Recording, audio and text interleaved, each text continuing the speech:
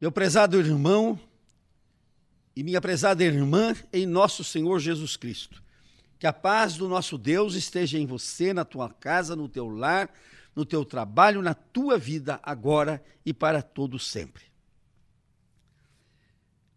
Fui acordado hoje com uma ligação de um nosso ouvinte que dizia da seguinte forma: ouvi o seu programa a respeito da mãe de santo cuja panela de pressão explodiu-lhe no rosto e que achava que isto era uma fatalidade, que isto era normal, e achei interessante a sua visão a respeito disso.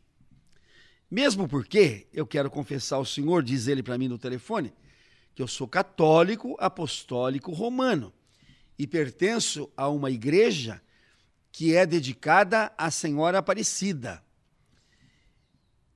E diante deste quadro, eu quero confessar também que frequentemente eu estou em terreiros também. Eu estou nos centros de espiritismo. E aprendi uma coisa, ao ouvi-lo, diz ele, constantemente. A princípio, eu ouvia assim até com alguma raiva, porque o senhor afrontava de maneira muito forte a minha igreja católica. Mas ao depois que eu adquiri uma Bíblia e eu comecei a conferir o que o senhor dizia, eu passei a dar crédito à sua palavra. E confesso que não sou mais tão convencido assim, diz ele, a respeito da Igreja Católica. Mas um fato me perturbou ontem, diz ele, porque eu li a notícia de que o Papa Bento XVI teria caído e teria fraturado o seu punho esquerdo. Me parece que o caso do Papa Bento XVI, diz ele, não é o mesmo caso da mãe de santo que estourou a panela no seu rosto. Então eu acho que esse caso do Papa Bento XVI, diz ele, este é de fato uma fatalidade. Este é uma ocorrência que não tem nada a ver, como por exemplo aquela que o senhor falou da mãe de santo, que a panela de pressão estourou-lhe no rosto. Eu queria que o senhor comentasse isso para mim. Eu agradeço essa ligação do nosso amigo, aí que nos ligou do Vale do Paraíba, e nos deu todas essas informações, e agradeço que ele seja um ouvinte assíduo dos nossos programas. Diz ele que não perde as nossas palestras, procura na internet, procura em tudo quanto é lugar para poder ouvir a nossa palestra. Muito agradecido e continue ouvindo. E se elas te servirem para você ter um novo caminho, que Deus te abençoe. Para quem não escutou o nosso programa sobre a mãe de santo, cuja panela estourou no rosto dela, eu gostaria de fazer rapidamente uma lembrança.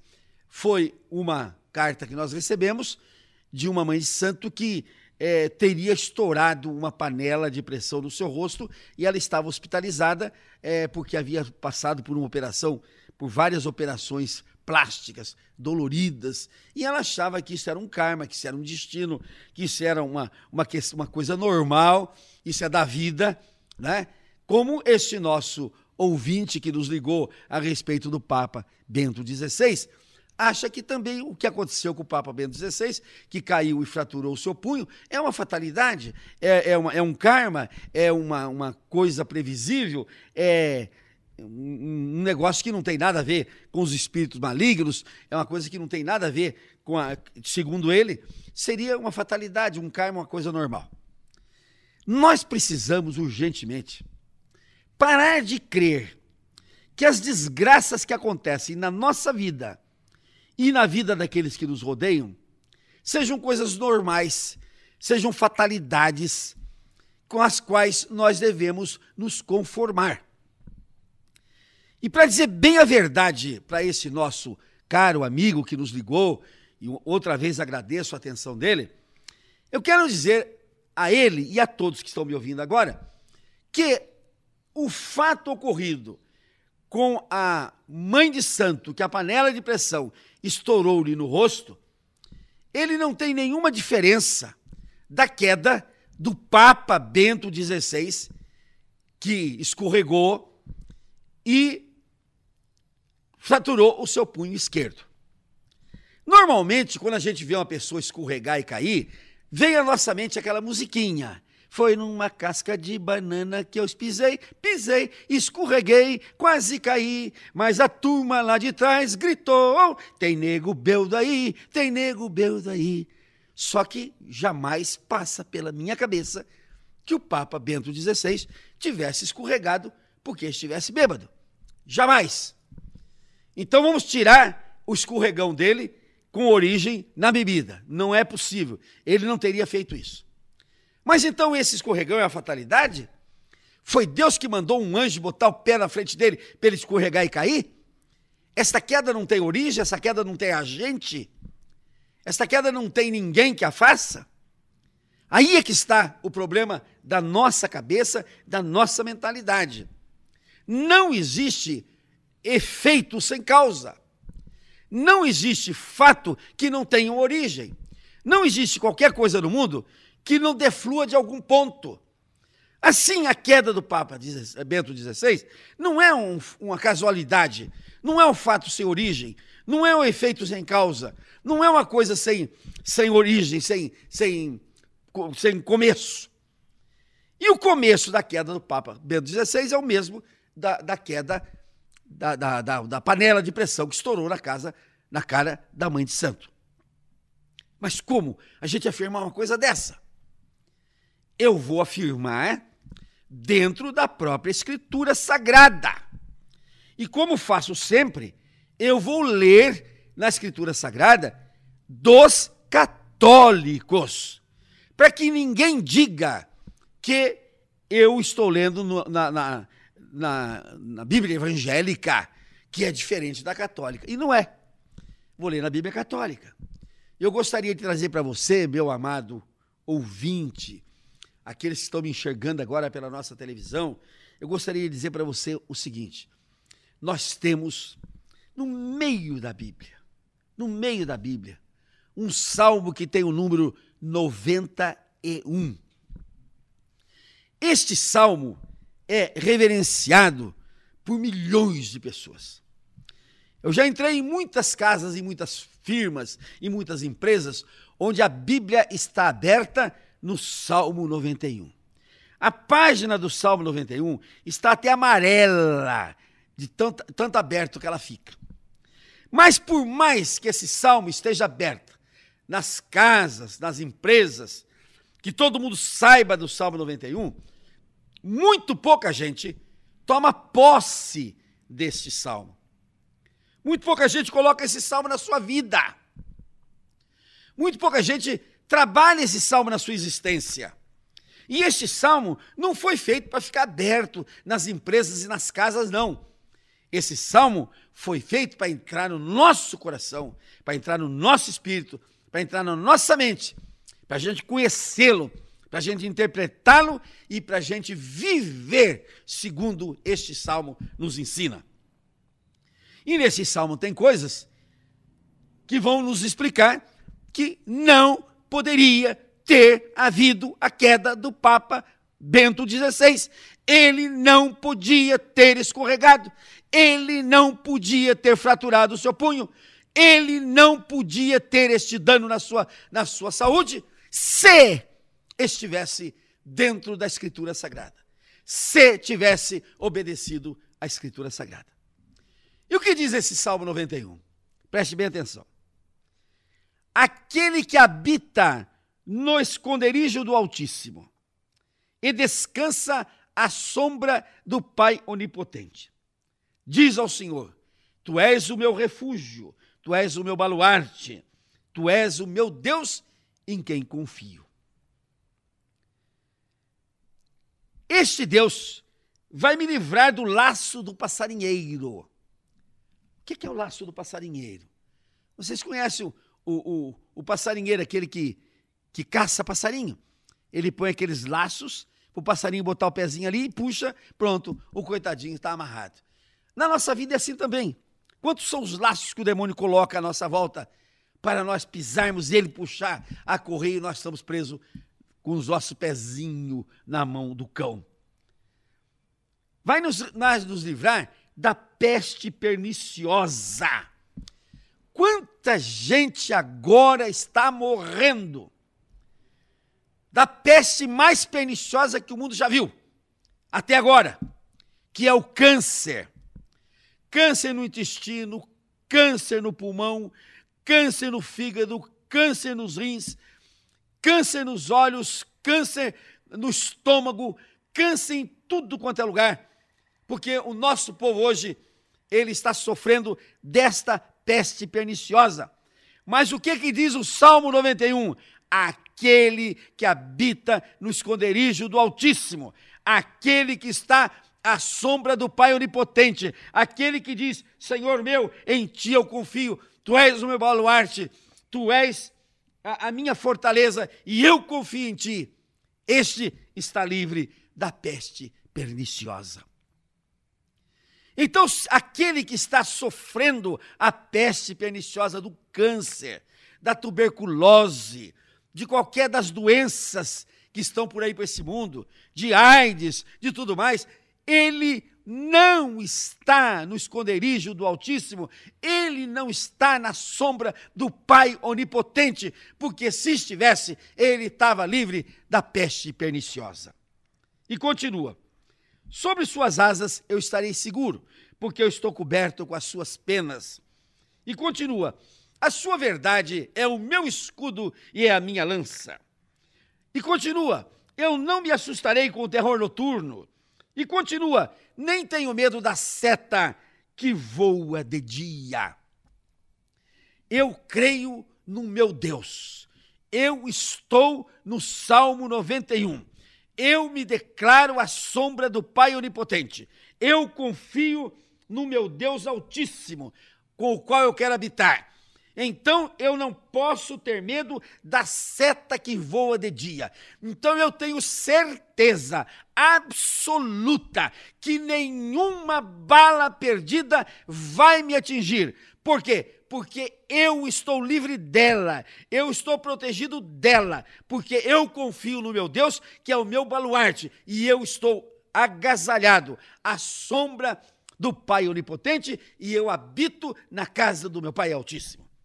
Então, a população tem dó daquelas pessoas que morrem de bala perdida, como se a bala perdida fosse uma casualidade, como se a bala perdida fosse um caos, fosse um karma na pessoa. Mas aqui está escrito que aquele que estiver com Deus Todo-Poderoso, ele estará livre da seta que voa ao meio-dia. E continua aqui. Está livre da peste que se propaga nas trevas. Está livre da mortalidade que assola ao meio-dia. Eu não posso ser vítima dessa mortalidade, porque aquele que habita no esconderijo do Altíssimo, aquele que está à sombra do Pai Onipotente, ele vai morrer de velho quando ele estiver por volta dos 100 anos, porque esta é a promessa do Salmo seguinte, do Salmo 92, que diz assim, olha o que diz o Salmo 92. Na velhice ainda darão frutos, serão cheios de seiva e de verdor, para anunciar que o Senhor é reto, ele é a minha rocha e nele não há injustiça. Mas quem é que vai ter essa vida tão longa assim? É aquele que floresce como a palmeira, vai crescer como cedro, plantados na casa do Senhor. Aquele que floresce nos átrios da casa do Senhor. Se eu estiver plantado na casa do Senhor, eu estarei livre de todos esses males e a minha vida vai até na velhice. Eu serei cheio de seiva e de verdor e eu estarei produzindo frutos ainda. Não estarei aquele velho chato, embrulhado num cobertor, babando, sujando as calças, sendo um peso para meus filhos e meus netos, sendo aqueles que desejam que se morra logo, porque está dando trabalho. Meus irmãos, esta é a grande verdade daqueles que estão à sombra do Pai Onipotente, daqueles que descansam à sombra do Altíssimo. Aí diz assim: pode cair 1000 à minha esquerda e 10.000 à minha direita, que eu não serei atingido. Eu podia estar do lado do Papa Bento XVI. Ele escorregou porque ele não está no esconderijo do Altíssimo.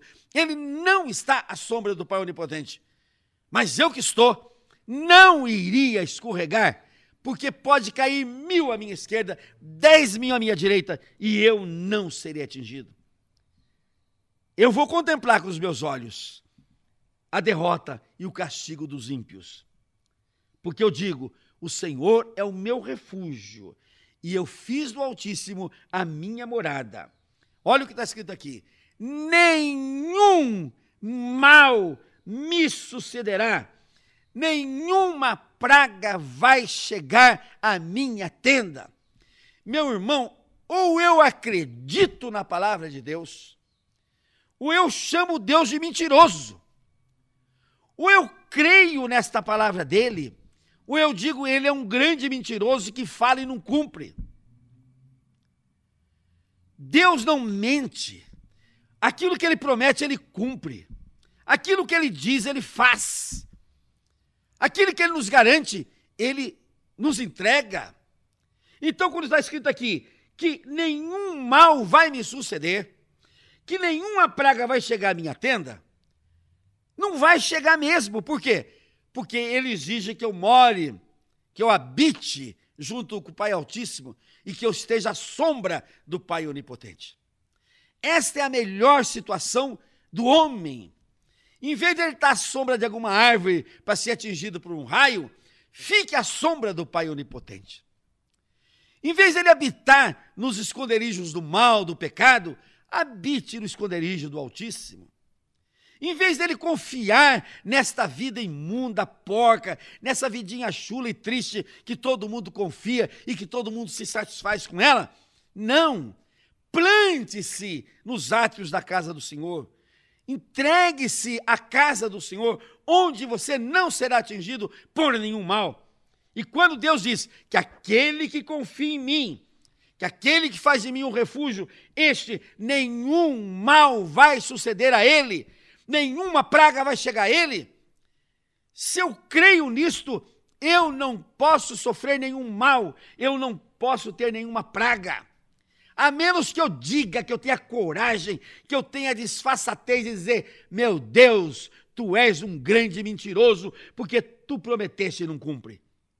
Então, quando o mal vem, quando a praga vem, é porque a pessoa não está no esconderijo do Altíssimo, a pessoa não está sob as bênçãos de Deus. E continua, preste bem atenção, porque aos seus anjos dará ordens a teu respeito, para que guardem todos os teus caminhos. Vamos analisar bem isso aqui. Porque aos seus anjos, aos anjos de Deus, ele vai dar ordens para que me guardem em todos os meus caminhos. Onde é que estava o anjo que Deus prometeu a mim e ao Papa Bento XVI, quando ele escorregou, caiu e quebrou o punho? Onde estava o anjo? Por que ele não tinha um anjo ao redor dele? Para que nenhum mal lhe sucedesse, para que os anjos o sustentassem e o guardassem nos seus caminhos? Porque está escrito aqui: eles te sustentarão nas suas mãos, para que não tropeces em nenhuma pedra. Precisa haver coisa mais clara do que isto?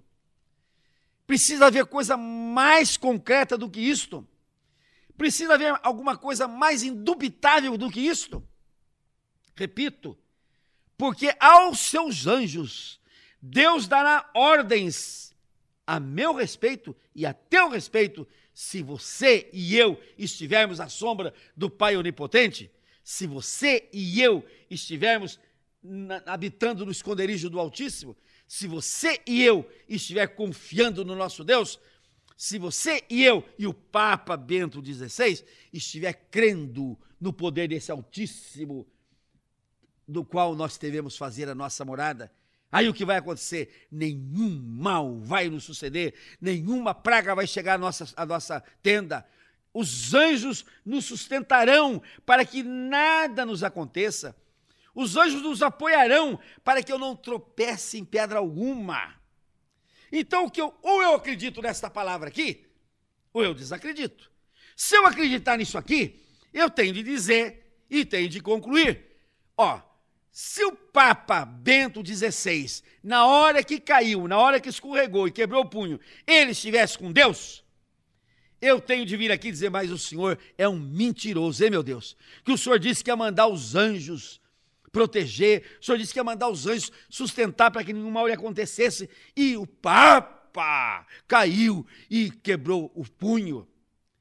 Então, ou Deus é um grande mentiroso, ou mentiroso é o Papa que não está com Deus, que não está morando no Altíssimo, que não está morando no esconderijo do Altíssimo. Porque se estivesse, a palavra de Deus diz, nenhum mal sucederia a ele, nenhuma praga chegaria à sua tenda. Os anjos teriam ordens para guardar os seus caminhos. E outra coisa, os anjos iam sustentá-lo para que não tropeçasse em alguma pedra. Pisarás o leão e a áspide, calcarás os pés do leãozinho e a serpente.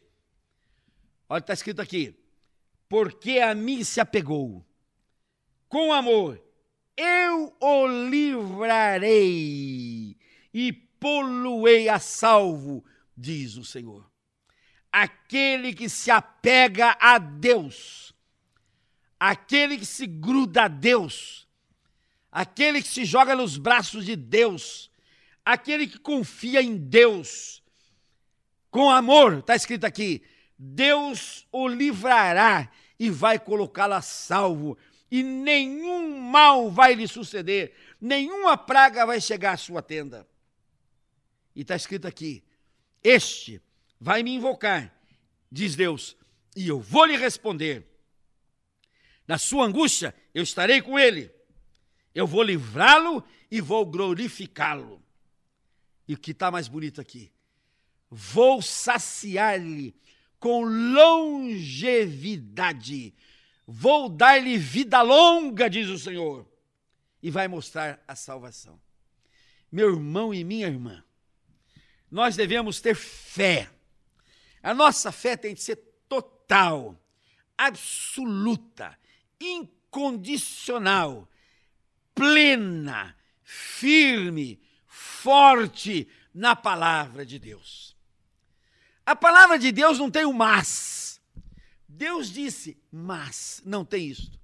Deus disse, mas eu creio. Deus disse, mas não sei. Deus disse, mas não acredito. Não, a palavra de Deus é plena, é total, é forte, é absoluta, é indubitável. A palavra de Deus não pode sofrer da nossa parte nenhuma dúvida. E ela é total, ela é clara. Aquilo que ela fala, nós não podemos, como dizia meu velho pai, tergiversar. Ou seja, nós não podemos entendê-la de maneira diferente, nós não podemos imaginá-la de maneira diferente. Quando eu falo do Salmo 91 para alguns pastores amigos meus, eles dizem, você tem razão, o Salmo 91 está aí. Mas não é bem assim não. Não é bem assim não. Então eu quero dizer para você, meu amigo que ligou para mim, e aqueles que estão me ouvindo agora, que a palavra de Deus é bem assim sim. Ela não tem rebuços, ela não tem dúvida, ela não tem meio termo, ela não tem coisa para aclarar, não. Ela é clara, ela é absoluta, ela é total, ela é plena, ela é certa. Eu não tenho que duvidar dela. E eu tenho de dizer o seguinte, quando acontece alguma coisa para alguém, é porque ele não está na palavra de Deus. Ele não está morando no esconderijo do Altíssimo. Ele não está na sombra do Pai Onipotente. Ele não está grudado nesse Deus dizendo, Deus, em ti eu confio. Porque se ele assim o tivesse, se ele assim o estivesse, ele teria sido sustentado pelos anjos. Quando o demônio jogou aquela pedra, ou quando o demônio botou o pé na frente dele para ele cair, ele teria sido sustentado pelos anjos e nenhum mal lhe aconteceria. Aconteceu por quê? Porque não está no Salmo 91. Porque não tem a fé no Salmo 91. Porque não está no esconderijo do Altíssimo. Porque não está habitando na morada do Pai Onipotente. Porque não está dizendo, Deus, em ti eu confio, tu és o meu baluarte, tu és a minha força. Meu irmão, você precisa ler esse Salmo 91 todo dia. E depois que você lê esse Salmo 91 todo dia, você tem de botar na tua cabeça, eu estou protegido por um Deus forte, por um Deus valoroso, por um Deus todo-poderoso, por um Deus que me ama, que me quer, por um Deus que quando eu estou nele, ele vai estar comigo, ele vai me glorificar, ele vai me livrar, ele vai mandar os seus anjos para que nenhum mal me aconteça, nenhuma praga vai chegar na minha casa, nada vai me acontecer, desde que eu esteja à sombra do Pai Onipotente, desde que eu esteja no esconderijo do Altíssimo. Eu li um pedacinho do Salmo 92, e vocês viram que está escrito ali, o justo florescerá, ou seja, o justo, aquele que está com Deus, vai florescer como a palmeira, vai florescer como o cedro do Líbano, na casa do Senhor, nos átrios do Senhor, e na velhice, preste bem atenção, meu irmão e minha irmã, na velhice ainda darão frutos, serão cheios de seiva e de verdor, e vão anunciar que o Senhor é a minha rocha, e nesse Senhor não há injustiça. Fala agora para você, velho. A Bíblia manda a gente respeitar o velho. Mas o que eu vou dizer a você, velho, não é um desrespeito, é amor a você. Porque eu não posso esconder de você a palavra da Bíblia, a verdade da Bíblia. Se você não está vivendo como a palmeira, como o cedro do Líbano, árvores majestosas, árvores fortes, árvores cheias de sombra, se você não está desta maneira, é porque você não está plantado na casa do Senhor.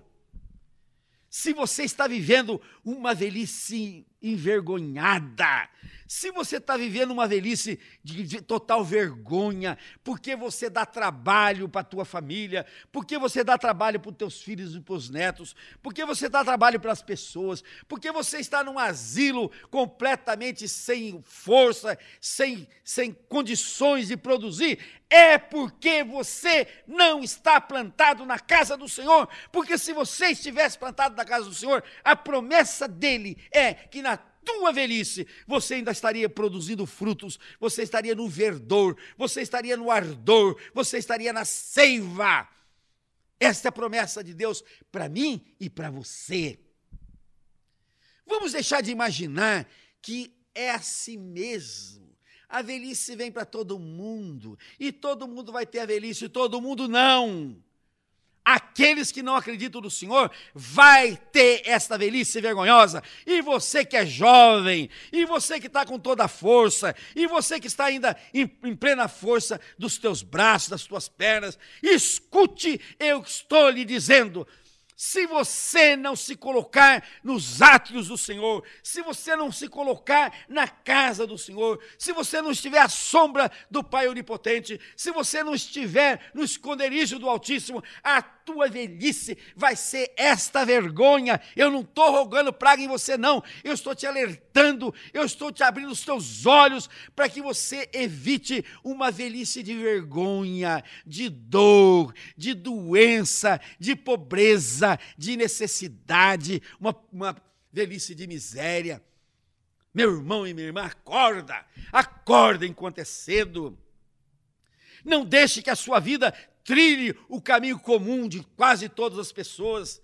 Não deixe que a tua vida caia na vala comum que todo mundo vai e acha que é normal. Quando a gente está na Escritura Sagrada, o normal é a Escritura Sagrada, o normal é a palavra de Deus para nós, o normal é aquilo que Deus promete para nós. E essa promessa que Deus promete para nós, Ele cumpre se nós estivermos nas condições dEle. E qual é a condição dEle? Que nós estejamos agarrados a Ele, que nós estejamos grudados a Ele, que os nossos olhos estejam vidrados nele, que a nossa vida tenha sido entregue para Ele, que nós vivamos os seus mandamentos, que nós vivamos a sua presença. E quando a gente vive esses mandamentos, a gente tem uma velhice nessas condições, florescendo, gente, florescendo. Qual é o velho que está hoje florescendo? A maioria dos velhos estão murchando, quando já não estão murchos de uma vez. E Deus aqui diz, na velhice ainda darão frutos, ainda florescerão. Você pode escolher viver hoje, você hoje que está com 40, 50 anos, meu irmão, você pode escolher a vida do demônio, a vida do cão, a vida de Satanás, a vida de alegrias dessa terra, alegrias desse mundo, a vida da bebida, do cigarro, da droga, do adultério, da impureza, a vida da preguiça, a vida completamente fora de Deus. Você pode escolher isso, mas marque bem o que eu vou dizer. Só que na tua velhice, você vai passar uma velhice envergonhada. Você vai pedir a Deus a morte, porque você vai dizer, para que é que eu estou nesse mundo? Obrando pelas calças, sem poder andar, tremendo de tudo quanto é jeito, porque não me plantei no ato do Senhor, não floresço no ato do Senhor, na casa do Senhor. Meu irmão e minha irmã, este é o destino daqueles que não querem crer na palavra de Deus. Deus não fez a nós todos para sermos vergonha da sua criação, não. Porque convenhamos, Deus deve se envergonhar, sim, daqueles que têm a vida curta, daqueles que cortam a sua vida, ou daqueles que vivem uma vida vegetativa, uma vida sem sentido, uma vida sem fruto, uma vida sem Ele. Deus deve se envergonhar, sim, dessas pessoas. E essa vergonha passa depois para nós. Quantos aí depois dos 50 anos, dos 60 anos, não estão vivendo uma vida de vergonha? A maioria hoje vivendo à custa da Bolsa Família, que todo mundo recebe com honra, mas é uma vergonha, porque é uma esmola pública. Porque é uma esmola pública. Você que está vivendo disso, ponha na tua cabeça, você tinha de viver com o suor do teu rosto, com a tua própria força, você teria de viver com a tua força florescendo no átrio do Senhor, porque diz aqui que aos 100 anos serão como jovens. Se você com 50 já não presta mais, então convém que você revise e que você busque as suas forças dentro da palavra de Deus. Revisa isto. Deixa de ser um velho vergonha para todo mundo e passa a ser um velho de Deus. E para ser um velho de Deus, somente basta que você entre no espírito do Salmo 91. Aí você poderia me perguntar, mas pastor, é só esse salmo, é só essa passagem que tem na Bíblia? Não, eu vou para um outro salmo que todo mundo conhece. Que todo mundo conhece. Salmo que está escrito em tudo quanto é soleira de porta. Salmo está escrito dentro de todas as casas, mas não está escrito no coração daqueles que o leem, que é o Salmo 23, que todo mundo sabe. Olha o que diz o Salmo 23. O Senhor é o meu pastor, e nada me faltará. Eu acho tão gozado que eu vou em casas, às vezes, onde está escrito, o Senhor é o meu pastor, e nada me faltará. E aí a pessoa diz, eu vou dar um cafezinho para o senhor, mas eu não tenho açúcar. Olha, eu vou dar para o senhor um pão aqui, mas o pão é de ontem, porque hoje eu não tive dinheiro para comprar novo. e também não tenho manteiga nem margarina para oferecer para o senhor.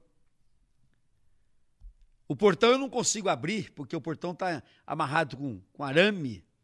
É preciso que a pessoa vá lá desamarrar aquele portão todo quebrado, caído. A casa é uma sujeira, faz 20 anos que não é pintada. E está escrito lá, o Senhor é o meu pastor e nada me faltará. Oh, meu santo Deus! Isto é uma vergonha, como diz o nosso amigo Boris Casoy. Dizer que o Senhor é o teu pastor e nada vai te faltar e está faltando tudo, tem alguma mentira aí. Ou é uma mentira tua, meu irmão, que diz que o Senhor é o teu pastor e não é? Ou é uma mentira de Deus que diz que se ele for o teu pastor, nada vai te faltar. Entre a mentira de Deus e a mentira tua, Deus não mente, Deus de jeito nenhum ele mente, eu acredito que a mentira é tua. Porque você está dizendo que o Senhor é o teu pastor da boca para fora, só naquela frase que está escrito lá numa louça, mas dentro do seu coração, o Senhor não pôs o Senhor Jesus como teu pastor, você não colocou o Senhor Jesus como teu Deus único, como teu único Senhor, como teu único Salvador. Meus irmãos, preste bem atenção no que eu vou dizer. Quantos reis vocês conhecem nesse mundo, quantos presidentes, que fazem um esforço tremendo para que os seus súditos ou os seus representados sejam felizes, tenham o melhor possível. Quantos?